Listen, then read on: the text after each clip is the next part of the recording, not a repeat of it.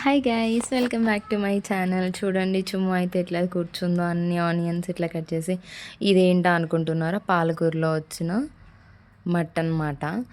So okay, ఎప్పుడు వచ్చినా కొంచెం వచ్చేది, ఎప్పుడు కొన్నా కూడా. ఈసారి ఎందుకో చాలా అంటే చాలా ఉందన్నమాట మట్టి. చూడండి. సో పాలకూర అయితే ఎప్పుడైనా కడిగి అట్లా పంపేయద్దు వాటర్. మనం వాటర్‌లో ఈ పాలకూర ఏసి మరి మళ్ళీ ఆ పాలకూర మన చేయితో తీయాలి. ఇంకొక దాంట్లో వేయాలనమాట. ఇప్పుడు చూడండి నేను తీస్తున్నట్టు. డైరెక్ట్ అయితే ఇప్పుడు చికెను లైక్ ఇట్లా మనం కడుగుతాం. ఏదో కడిగి నార్మల్‌గా వాటర్ వంపేసినట్టు అట్లనైతే వంపేయొద్దు. ఇట్లా చూడండి, ఇది సెకండ్ టైం మట్టి. ఎంతెళ్ళిందో చూడండి. ఫస్ట్ టైం అంతుండే, సెకండ్ టైం ఇంతయింది. ఇంకా థర్డ్ టైం కూడా కొంచెం ఎళ్ళిందని ఇంకా లాగెందుకనేసి ఇంకా ఫోర్త్ టైం నేను కొన్ని వాటర్ వేసేసి ఇంకా చూడండి మంచిగా ఫ్రెష్గా అయితే చేసేసా. ఇట్లా వచ్చేంత వరకు ఇట్లా మంచిగా పైనుండి అయితే తీసుకోండి అనమాట. పాలకూర అయితే జాగ్రత్తగా చూడాలి. ఆకుకూరలు అన్నీ కూడా మట్టి ఎక్కువ ఉంటుంది. మళ్ళీ అందులో మంచిగా విడివిడిగా చూడాలి. గడ్డి కూడా పెడతారనమాట.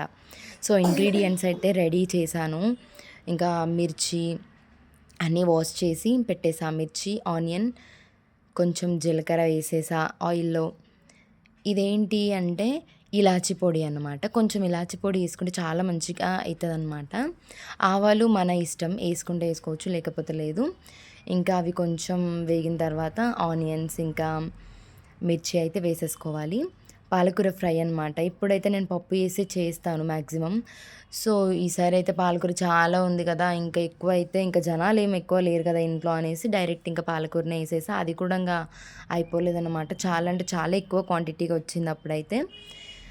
ఇలా నేనైతే చెప్పాను కదా, కరివేపాకు అయితే మంచిగా వేసుకోవాలి. అది తినాలి, అది హెల్త్కి చాలా మంచిది. సో ఇలా అన్నీ వేగిన తర్వాత పాలకూర అయితే వేసేసుకోవాలి. కొంచెం సాల్ట్ వేసేసుకొని క్యాప్ అయితే పెట్టేసుకోవాలి. సో పాలకూరలో మెయిన్ ఇంగ్రీడియంట్ ఏంటి అంటే యూ షుడ్ నాట్ ఫర్గెట్, అంటే మనం మర్చిపోవద్దు అనేది ఏంటంటే ఎల్లిపాయ దంచుకొని వేసుకుంటే చాలా బాగుంటుంది. అల్లం వెల్లుల్లి వాడకండి ఇందులో. డైరెక్ట్ వెల్లిపాయని మంచిగా అప్పటికప్పుడే తీసుకొని దంచేసి వేయండి అనమాట. అయితే అప్పుడు ఫ్లేవర్ మంచిగా వస్తుంది. టేస్ట్ కూడా చాలా బాగుంటుంది. టేస్టీ అవుతుంది కర్రీ. చూడండి ఇంత క్వాంటిటీ ఉంటామే ఇద్దరం మేము. సో ఇంకా అయినా కూడా ఫ్రై చేసేసా. నేనైతే చాలా ఉందనేసి చాలా ఆకులు తినేసా అనమాట ఆ రోజు. సో మీరు కూడా ఇలా ట్రై చేయండి, చాలా బాగుంటుంది. ఇంకా మిర్చి అయితే గ్రైండ్ చేసుకొని వేసుకుంటే మిర్చి ఇంకా కొత్తిమీర వేసుకుంటే చాలా బాగుంటుంది. Thank you for watching. మీరు కూడా ట్రై చేయండి గైస్.